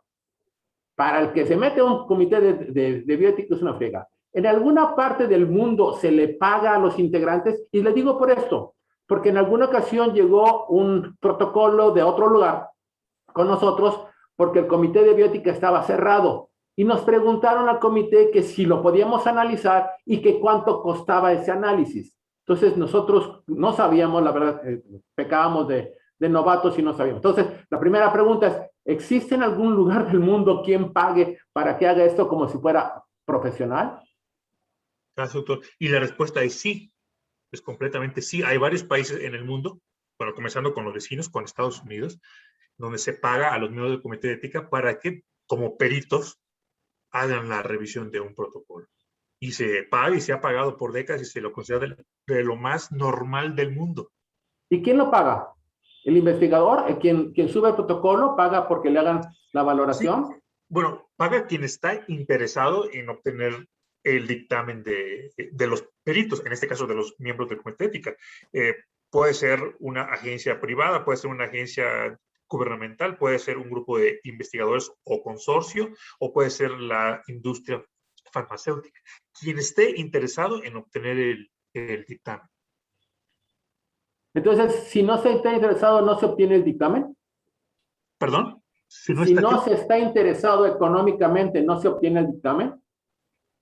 Si no se paga, no se obtiene el dictamen. En esos países entiendo que no. Digo, a menos que el comité también tenga en sus lineamientos internos cuáles son las condiciones bajo las cuales pueden hacer este tipo de revisiones ad honorem, o sea, de manera gratuita. Puede ser que en los lineamientos digan todos los estudios que nos sometan, que sean generados por los investigadores de mi hospital, va a ser completamente gratis, y todos los que nos proponga la industria se va a cobrar tanto, ¿no? O los fase 1 se va a cobrar tanto, los fase 2 tanto, los fase 3 tanto. En México sí no hay nadie que cobre. No, en México la ley prohíbe eso. Y lo vamos a ver con mayor detalle a continuación. ¿Okay? Gracias. Doctor, no sé si la ley prohíbe eso, pero yo he visto que sí se paga. Máximo cuando son las industrias farmacéuticas. Y está bajo un contrato. Claro. Se Vamos a ver paga eso. por año y a veces es por cada enmienda que van a hacer. Donde no se cobra es en pregrado y posgrado. Claro. Aquí van a meter un estudio para graduarse. Sí. Vamos a verlo con atención, porque lo que se paga no es la revisión y no se le paga o no se debe pagar por ley a los miembros del comité. Se le paga al comité. Incluso yo veía gente privada. En este caso, menos donde estamos, es para universidades y son para estudiantes, donde estamos metidos. Pero yo he visto gente que sí, no sé si está bajo la norma o ley, pero incluso, o sea, la industria farmacéutica da un porcentaje a la institución donde se va a hacer el estudio y le da, y los comités avalados por COFEPRIS y bien realizados, o sea, no, son bien establecidos los comités. Se les da una cantidad X, no es representativa de lo que es el trabajo, pero sí se les paga algo, ¿verdad? Así es. Y lo vamos a ver en detalle, ¿sí? Pero tratando de contar su pregunta de manera directa, no se paga la revisión, no se paga por el trabajo intelectual que haces. En México está prohibido eso. La industria da a la institución, claro, una cantidad de dinero que debe de administrar la institución para el sostenimiento administrativo, educativo, formativo de los miembros del comité, pero no un pago para que el miembro del comité pague la colegiatura de su hijo, ¿sí? No, como ocurre en muchos otros países. Ok.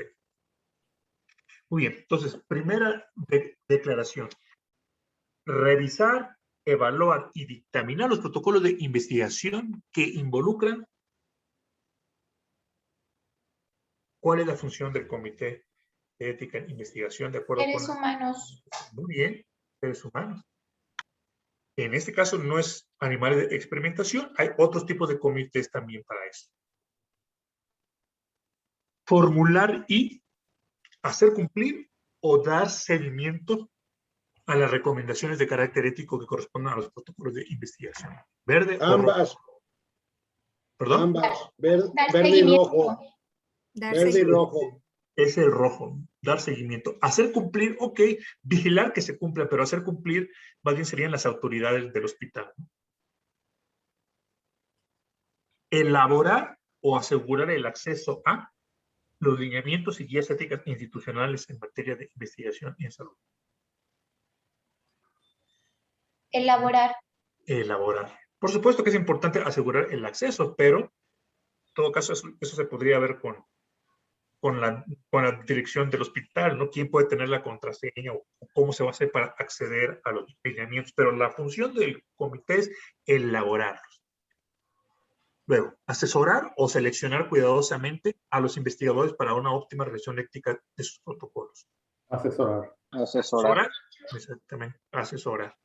No es que seleccione a los investigadores, por supuesto, puede recomendar. Ahí no estoy de acuerdo porque, como comentaba el doctor Rafael hace un momento, o sea, el investigador debe tener la preparación completa, es más bien seleccionar cuidadosamente a los investigadores, no es solamente asesorar, o sea, es educar, o no sé, entonces, si es asesorar a los investigadores, entonces, ¿para qué meten un protocolo? Más bien es saber, para mí, saber el investigador adecuado es seleccionar cuidadosamente a los investigadores. Gracias. La evaluación de las calificaciones que tiene el investigador, por supuesto, es parte de lo que debe hacer el comité. Pero no seleccionarlos, simplemente su decisión, su dictamen del comité va a ser, esta persona está o no está capacitada, pero no si debe ser Juan o debe ser Pedro. ¿Quién va a ser el investigador? Bueno, el que quiere ser investigador y lo propuso, o aquel elegido por el investigador principal cuando es un consorcio de investigadores, o el seleccionado por la industria farmacéutica. Y usted como comité de ética va a decir si pasa o no pasa porque no está calificado, pero no va a llevar a cabo una selección de cuál es el investigador. De estos 8 hematólogos que tengo, te voy a seleccionar el hematólogo que debe de participar. No, eso no. Muy bien, próxima. Presentar en los primeros 30 días naturales o laborales el informe anual. Los verdes. Y de las actividades, ¿no? No de los eventos adversos serios. Eso es otra cosa. Ya lo vamos a ver en cuáles son las responsabilidades del investigador para mantener informado a la Comisión Nacional de Farmacovigilancia. Pues algo me pasa a mí que hoy veo verde y rojo ciertos. No, de que son ciertos, doctor. Todos son ciertos. Pero ¿cuál es la función del comité? ¿Sí? Ya. Del comité. Ya. Porque puede ser función del director del hospital, etc. Por ejemplo, en el primer caso, pues claro que hay que también checar si se está tratando a los animales de experimentación de forma ética, pero no es la responsabilidad del comité de ética en investigación del que usted forma parte. Muy bien. Entonces, las funciones también las clasifica la Comisión Nacional de Bioética en generales, resolutivas, o sea, para hacer un dictamen o resolver un caso, decir sí, no, y esta es la decisión. De control y seguimiento, muy importante, que a veces se nos pasa. Y aquí también, en relación a lo que decía, doctor, la función educativa, que es muy importante. Y así es la palabra que uso también. Vamos a ver.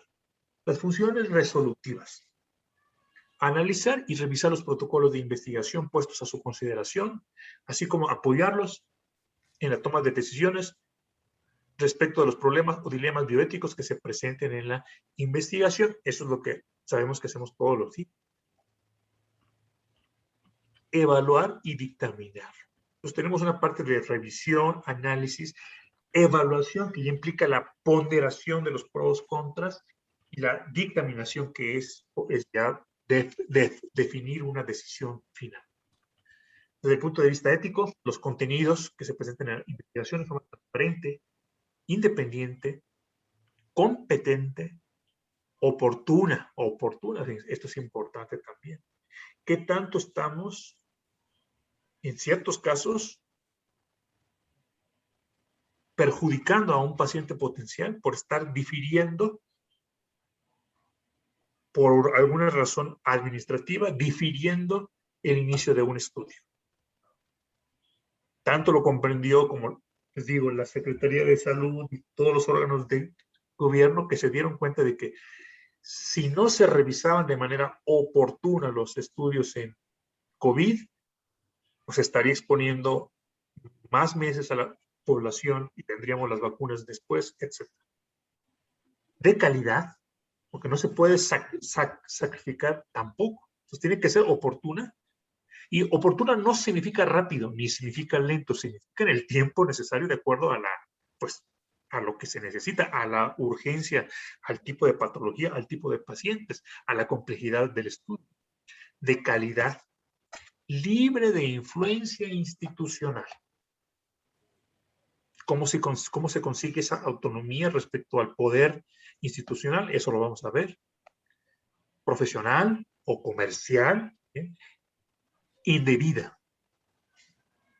Dice una influencia indebida, porque como lo hemos platicado, todos en la vida intentamos influir sobre otros y somos los receptores de la influencia de otros, así como con integridad científica.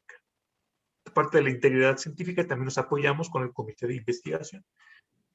Solicitar la interrupción o suspensión de una investigación en caso de que la integridad de los sujetos esté amenazada. Se interrumpe hasta que las condiciones vuelvan a ser las adecuadas o se suspende de plano. Una interrupción, ¿cuál podría ser el caso de una interrupción? Por ejemplo, un investigador que pues, desafortunadamente se enferma o no está disponible en el hospital. Ustedes tienen dudas sobre la competencia de su staff porque ven que su staff está desordenado, o sea, ha quedado sin cabeza, los procedimientos ya no se llevan adecuado, apropiadamente, y pueden decir pues, hasta que el investigador vuelva o hasta que pues, el patrocinador o la dirección del hospital, en caso de un protocolo generado por el hospital, asigne a un nuevo investigador principal, se interrumpe este protocolo. O se interrumpen estos aspectos del protocolo. Puede ser que ustedes decidan, por ejemplo, interrumpir el reclutamiento, pero no los procedimientos de los pacientes que ya están, porque interrumpirlos iría en detrimento de la salud de los pacientes. Cada caso es distinto. No es lo mismo un estudio como tuve recientemente, en síndrome de colon irritable, que pues un estudio en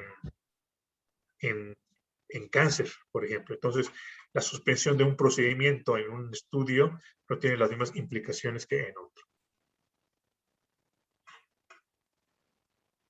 Aparte de las funciones resolutivas que ya vimos, las siguientes son las funciones de control y seguimiento. El Comité de Ética en Investigación no actúa como verificador, por lo que el investigador principal, el patrocinador u organización de investigación clínica deben comprometerse a informarle cualquier circunstancia significativa para la protección de los sujetos. Esto es muy importante. El Comité de Ética vigila que se estén respetando los derechos, pero esto no significa que ustedes tengan la responsabilidad entonces de hacer una revisión de los expedientes clínicos, estar presente en las visitas de los pacientes, checar el CRF, las notas de enfermería para saber si la velocidad de infusión se puso correctamente. Obviamente esto no es parte de su responsabilidad y por eso lo quiero asentar muy bien en la Comisión Nacional de Bioética. Ustedes no son los verificadores, sino que le exigen al investigador, al patrocinador o al consorcio, lo que sea, que les dé los datos, que lo demuestren, pero ustedes no andan tras ellos.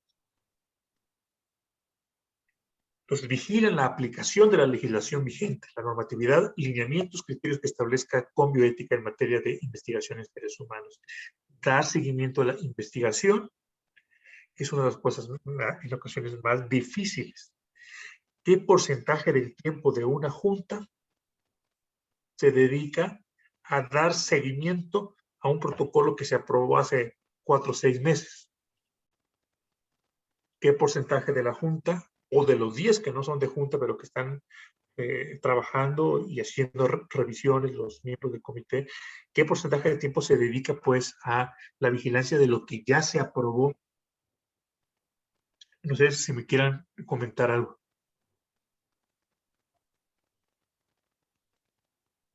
Muy escaso, y solamente cuando surge algún foco rojo es cuando se da seguimiento. De acuerdo. Y sí, no es que exista una norma de cómo dar seguimiento a todos los protocolos, pero es algo que es una de las funciones del comité y que por lo tanto ustedes deben de decidir internamente cuál va a ser un mecanismo dentro de lo posible, dentro del número de personas que somos, dentro del tiempo que somos, dentro de las características de nuestros investigadores en nuestro hospital, cuál es un mecanismo sostenible para que vamos a por el cual vamos a estarle dando seguimiento a los protocolos que ya se aprobaron. Por ejemplo, puede ser que ustedes decidan que cuando se trata de un investigador que por primera vez está participando en un estudio clínico, no sé, que lo llamen al mes de reclutamiento para conversar con él, pero no así con el médico súper experimentado, en donde nada más ustedes esperarán el foco rojo. O quizá ustedes deciden que en protocolos en población pediátrica tendrán esta reunión de revisión y estos serán los datos que le pedirán al investigador, que son muy distintos a la población no pediátrica. Entonces, todo esto ustedes lo pueden decidir internamente. El cómo lo deciden internamente. Lo que no se puede dejar de un lado es el qué. Y el qué es que se debe dar seguimiento a la investigación que ustedes ya aprobaron. Ahí, doctor, tendría que quedar bien específico dentro de los lineamientos del comité. Como parte de los lineamientos, dejarlo bien explícito, ¿no? Bien, claro, así es. En los lineamientos del comité tiene que quedar muy claro el qué, pero principalmente el cómo, porque finalmente el qué, pues, está en la norma de la guía, ¿no? De la guía con bioética. Pero, ¿cómo lo va a aplicar usted en su hospital? Cada primer lunes del mes, 2 veces a la semana, o lo van a hacer estos 2 o 3 miembros del comité. Puede ser también que ustedes asignen una subcomisión dentro del comité que se encargue del seguimiento de los estudios ya aprobados y que eso sea la principal función de esa subcomisión. Sí, pues también depende de qué tipo de estudio, sobre todo de farmacéuticas. Ellos tienen monitores. Claro. Y están revisando tanto, en este caso, aplicación de vacunas, temperaturas, registro de temperaturas y cualquier variable, cualquiera, hasta en la nota médica que omitieron a veces hacer algo que es de protocolo, se hacen unos llamados de atención, se documenta y se envían a comité de ética. ¿Y qué se va a hacer para que no se repita? Para que el comité del protocolo, los investigadores, sobre todo el principal, ¿qué va a hacer para corregir? Y ahí capacitan a todos, pero no es del comité, sino se lo notifican al comité que está ocurriendo esto. Entonces el comité ahora sí, entonces ya de foco rojo ahí. ¿Y qué hicieron para corregir eso? Si es corregible, a veces pudiera ser que ya no. Pero y si la falta es mayor y si el estudio está bien llevado y fueron omisiones discretas, nada más asegurarse que no se cometan ni esas comisiones. Es tan estricto la llevada del expediente clínico que se debe poner, es que no se puso la hora de aplicación de la vacuna, es pecado mortal. O sea, que alguien esté aplicando una vacuna, no ponga la hora, ni idea que se le explicó al paciente los eventos adversos, ni que se le explicó los teléfonos donde se va a hablar, y se tiene que documentar esos pequeños detalles que a veces para los médicos, ya saben dónde hablar, tienes que ponerlo en cada nota de cada consulta y sobre todo la primera aplicación.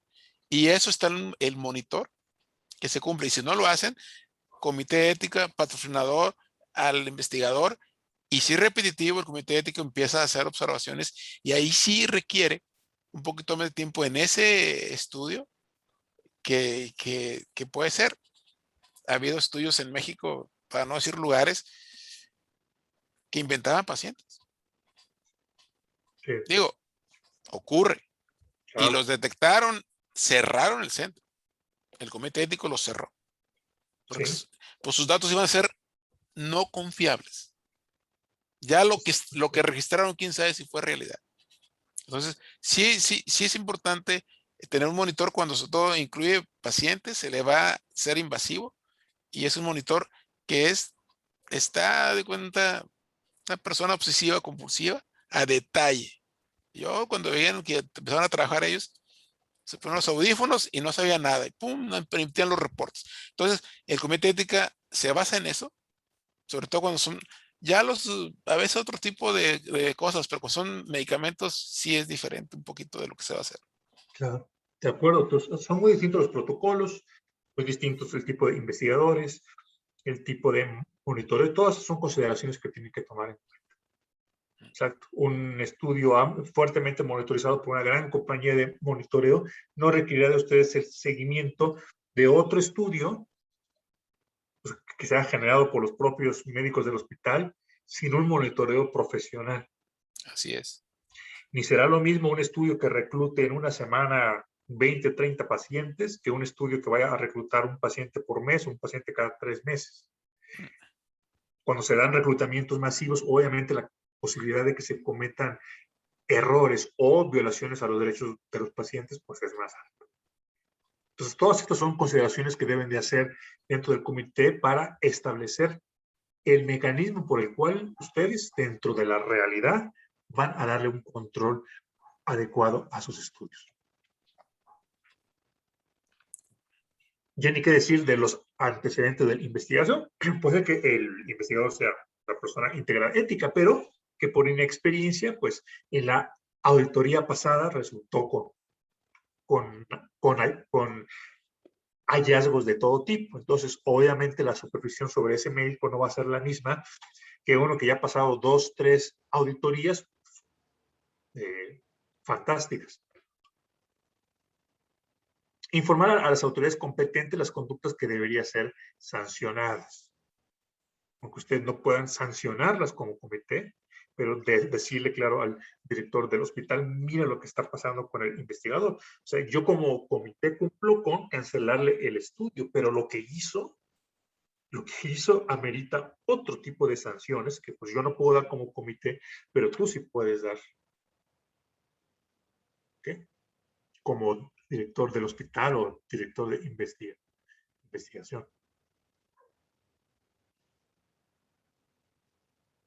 Por ejemplo, recuerdo bien el caso en un importante hospital de Monterrey, en donde tras varias desviaciones al protocolo y problemas en auditoría, el Comité de Ética recomendó a la subdirección de investigación pues que tal médico ya no fuera más investigador principal de ningún protocolo futuro. Y la decisión la tomó la subdirección de investigación a recomendación, solo a recomendación del comité.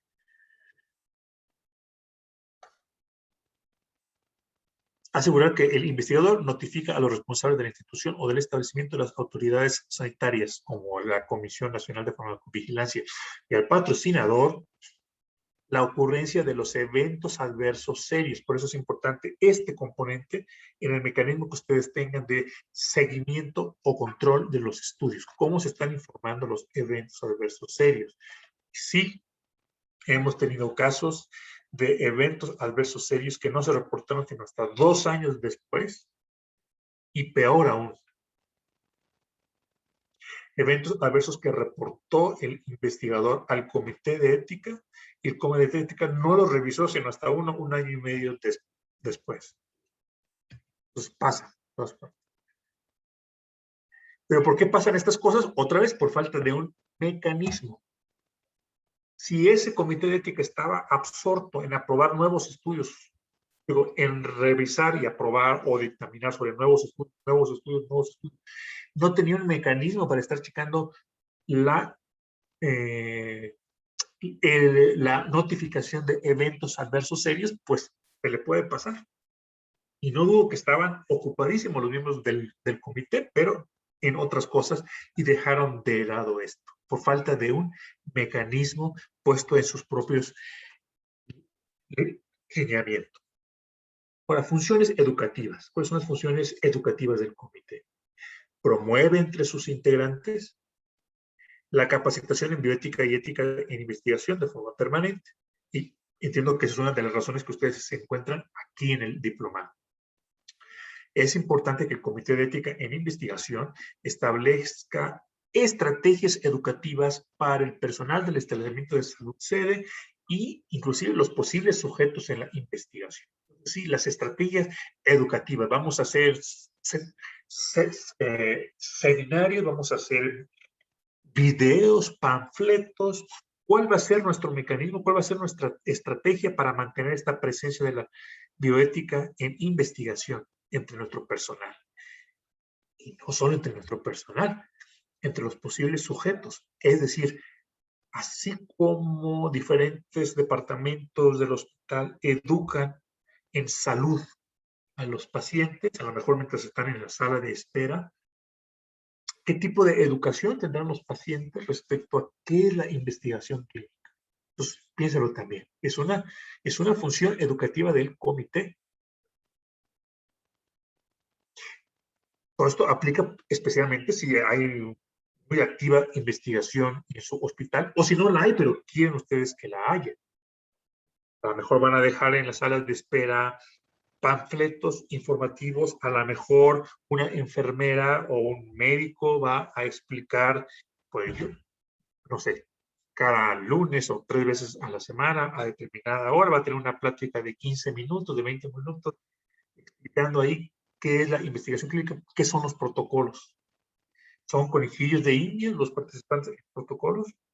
A lo mejor deciden ustedes usar un video para exhibir en las pantallas de las salas de espera, o una jornada especial, o sumarse a una jornada para una patología específica en donde exista un tiempo, un espacio para la investigación clínica. Por ejemplo, si tenemos una jornada en salud, en detección temprana de cáncer de mama o detección de diabetes, pues bueno, tener un espacio para platicar con la gente sobre la investigación en diabetes o en cáncer de mama. No sé si les ha tocado, no sé si ha practicado su comité algún intento también de hacer educación hacia la comunidad. Hacia la comunidad que normalmente va a ese hospital.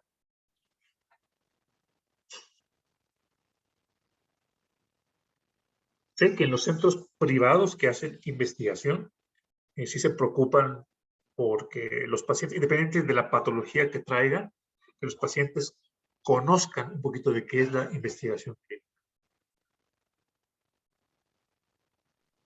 Sí, en el Instituto Universitario aquí de Monterrey se hizo un centro de reclutamiento, le llaman ellos, no sé si ahorita esté activo por el COVID, pero sí antes de esto, donde los pacientes que acudían y sabían algo de que se trataba de investigación, sobre todo pacientes enfermos, que hay medicamentos nuevos y que no están todavía al alcance, pero ahí es una opción para su padecimiento, iban a preguntar de qué se trataba y ahí les daban asesorías sobre, era un centro donde nada más reclutaban pacientes para estudios en proyecto que pronto iban a salir y capacitarlos para cuando el momento que fueran ahí se les hablara y acudieran allí al hospital, a los departamentos, que sea, si fuera oncología, si fuera dermatología, si fuera cualquier área, pero se trató de hacerlo.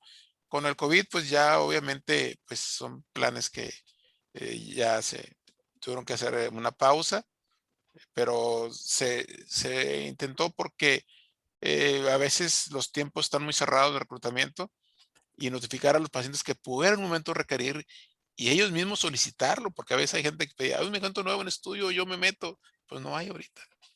O sea, Qué porque tenían interesante eso que dice, pocas alternativas para el sí. problema de un familiar o pues ellos buscan con toda razón la mejor opción para su paciente o para él mismo.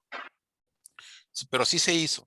Se hizo, pero ahorita por el COVID está en stand-by. Yo creo que el hospital universitario ha sido pionero en muchas estrategias para impulsar la investigación clínica dentro de su institución. Digo, pionero por lo menos a nivel del norte del país, hacia la comunidad, o sea, hacia los pacientes, hacia sus médicos y hacia los estudiantes también. Tengo entendido que hay programas también para difundir y hacer educación y hacer que participen activamente en los protocolos de investigación clínica y que es como parte de su formación como médicos, pues sepan de primera mano cómo se hacen estos protocolos.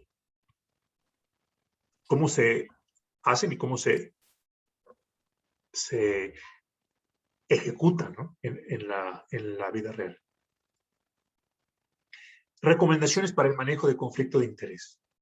Ok, conflicto de interés en sí mismo no representa un daño, no representa una violación a la ley, una violación ética, no, simplemente representa algo que potencialmente, ¿ya?, puede desencadenar en una violación a la ética o a la ley. Simplemente indica un riesgo.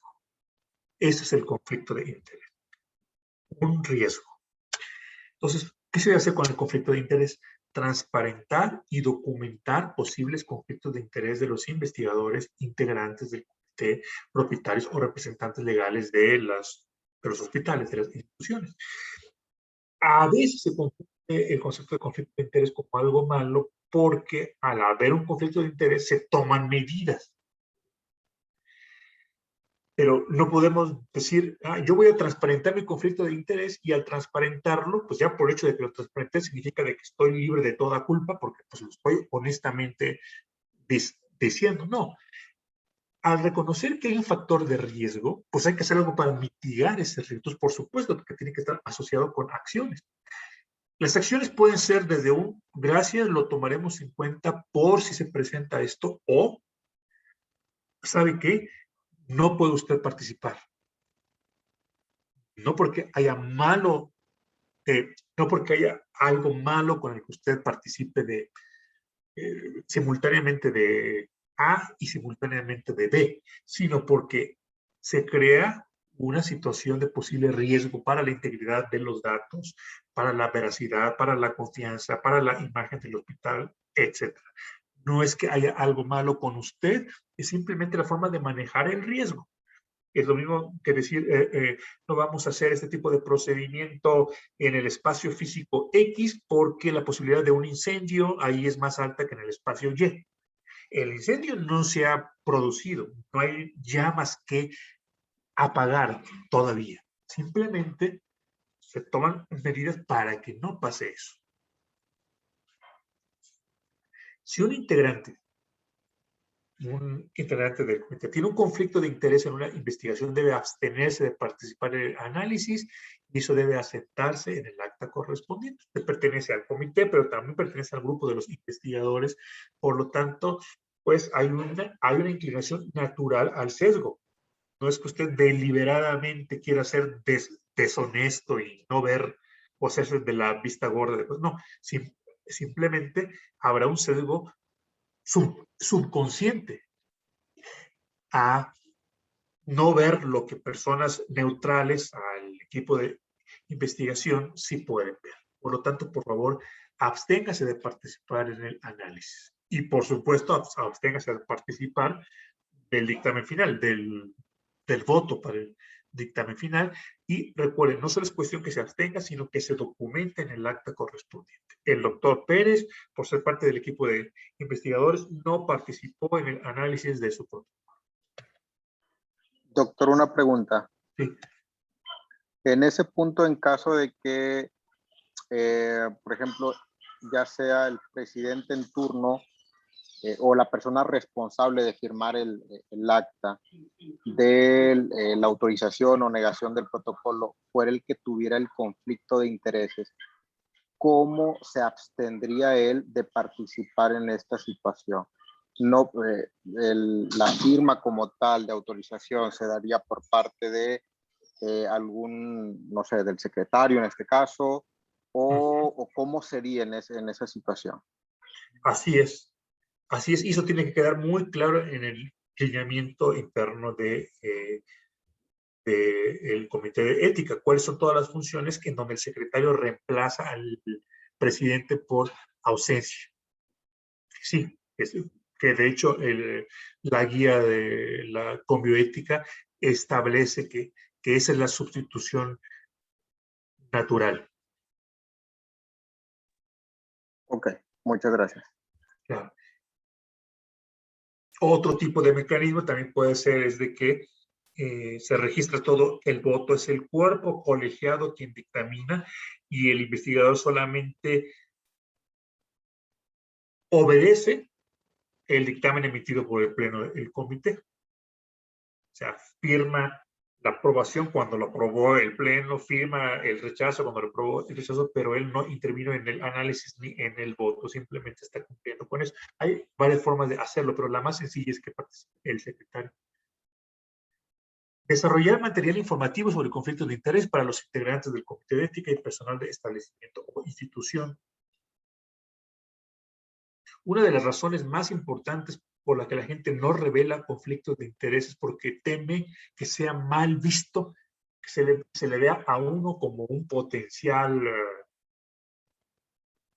como una fuente potencial de mentira, de sesgo, deshonestidad. Pero recordemos que todo esto lo hacemos para protegernos a nosotros mismos. Cada cosa que hacemos para asegurar una documentación del dato clínico en el expediente, toda la monitorización y las auditorías, todo el control y los procesos de aseguramiento de la calidad, pues parten de la premisa en que como seres humanos nos equivocamos. No necesariamente deliberadamente, nos equivocamos. Tenemos problemas de juicio, tenemos problemas de interpretación, nos inclinamos hacia conductas que socialmente protejan nuestra reputación y a veces sin darnos cuenta lo hacemos a expensas de la integridad de los datos o más allá, sin darnos cuenta que podemos hacer algo pacientes, precisamente por nuestra naturaleza humana que nos protegemos unos a otros. Así como pedimos que se documenten los datos clínicos en el expediente de cierta forma, así también pedimos que se transparenten los conflictos de interés. Es precisamente para proteger tu reputación, doctor o doctora Martínez, precisamente para protegerla, para que estés a salvo de cualquier señalamiento que te sustraemos de este proceso, te ponemos aparte. No entrar en comunicación con patrocinadores y CRO, sino solo a través del investigador principal. También no ocurre esto en otros países. En otros países hay una plena comunicación y hasta se favorece la comunicación entre el comité, la CRO o el patrocinador. Claro, incluyendo al investigador principal, o sea, sentándose en la mesa investigador principal y el patrocinador. No es así en nuestro país. En nuestro país tiene que ser hecho a través del investigador principal. Platicaremos el sábado con detenimiento cuáles son las creencias, cuáles son los fundamentos que se basa este y otras recomendaciones de bioética. Ser integrante de un comité de ética en investigación será incompatible con cualquier clase de intereses derivados de la fabricación y venta de medicamentos o insumos de la salud implicados en la investigación. ¿Okay? Aquí podríamos también añadir o de los competidores de esos medicamentos o insumos implicados en la investigación. Si yo trabajo en la compañía que los intenta producir o en la compañía competidora que no le interesa que ese producto salga y que le vaya bien. Nuevamente, todo esto es para proteger la reputación de la persona, la reputación del comité y de la institución. Y asegurar al paciente que pues, este tipo de intereses, que pueden ser legítimos por sí mismos, no van a competir con el supremo interés de salvaguardar su bienestar. Recursos y financiamiento. Muy bien. Permítanme un instante para situar aquí las número de diapositivas y el tiempo que tenemos. De acuerdo. Yo quisiera este asunto de recursos y financiamiento, que se va a prestar a muchas conversaciones entre lo que debe ser, lo que es, lo que podría ser en el futuro, que todas estas reflexiones las tuviéramos el día sábado. Sí, si les parece, pero por favor quisiera que me hicieran algún comentario, pregunta sobre lo que hemos visto y quizás hacer este último quiz. Estas son las características que se piden de un comité de ética. La Comisión Nacional de Bioética pide que al conformarse este comité se haga de tal manera, se conforme de tal suerte que sea autónomo, institucional, multidisciplinario, plural y consultivo. Indique qué característica esperada del comité está deficiente en cada ejemplo. A lo mejor es más de uno, pero traten de ver la principal característica que está deficiente ahí. En el primer caso, el comité exige que sus miembros manifiesten un claro compromiso con las causas del liberalismo económico. De acuerdo con la escuela de Viena, la escuela austríaca. Autónomo. Puede ser autónomo, sí, puede ser. ¿Y qué les parece el 4, plural?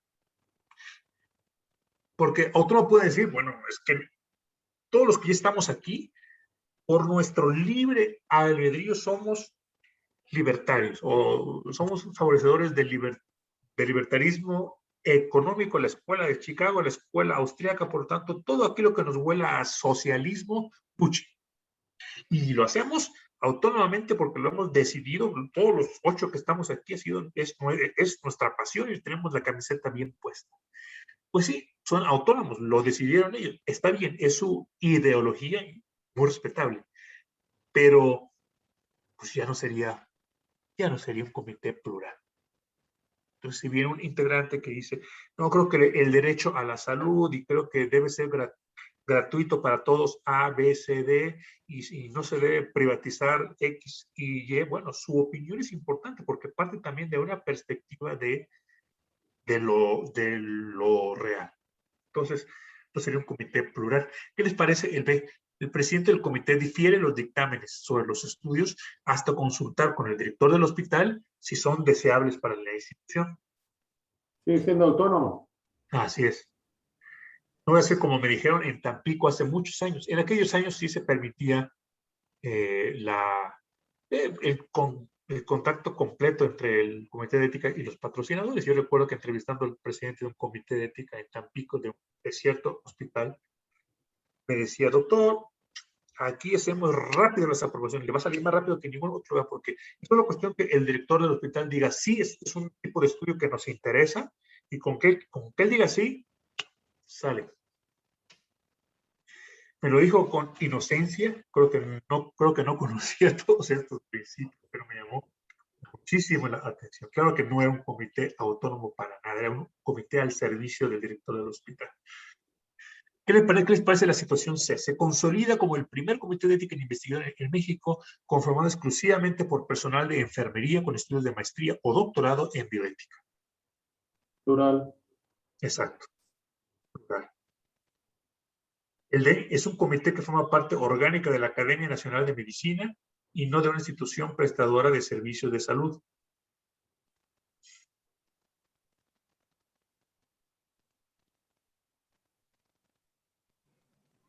Institucional. Institucional. En el C, por cierto, también era plural, pero también multidisciplinario, más que nada multidisciplinario. Porque a lo mejor sí, entre las enfermeras que estaban ahí, había enfermeras con todo tipo de ideología, ¿no? Unos pro aborto contra el aborto, unos a favor de el consentimiento informado remoto y otros no, etcétera, pero no era multidisciplinario. Muy bien. Y en el E, evita asesorar al cuerpo directivo del hospital para evitar que sus recomendaciones sean usadas por tal cuerpo directivo en socavar su actividad e independencia. Recordemos cuál es una de las funciones de los comités de ética. Y dicen ellos, yo ni hablo con el director o con el propio director, nos hablamos, mucho menos asesorarlos, como para qué, porque luego ellos van a querer influir sobre nosotros. Y aquí, ante todo, autonomía. ¿Consultivo? Excelente, excelente, muy bien. No está haciendo su función consultiva y también de paso su función institucional. Muy bien, pues hasta aquí el día de hoy. Y muchas gracias por su tiempo, por su atención y nos estamos viendo este sábado a las 8. Gracias, buenas noches. Buenas noches. Excelente, buenas noches. Bye, bye, bye. Muchas gracias, buenas noches. Buenas noches. Gracias, buenas noches. Descansen.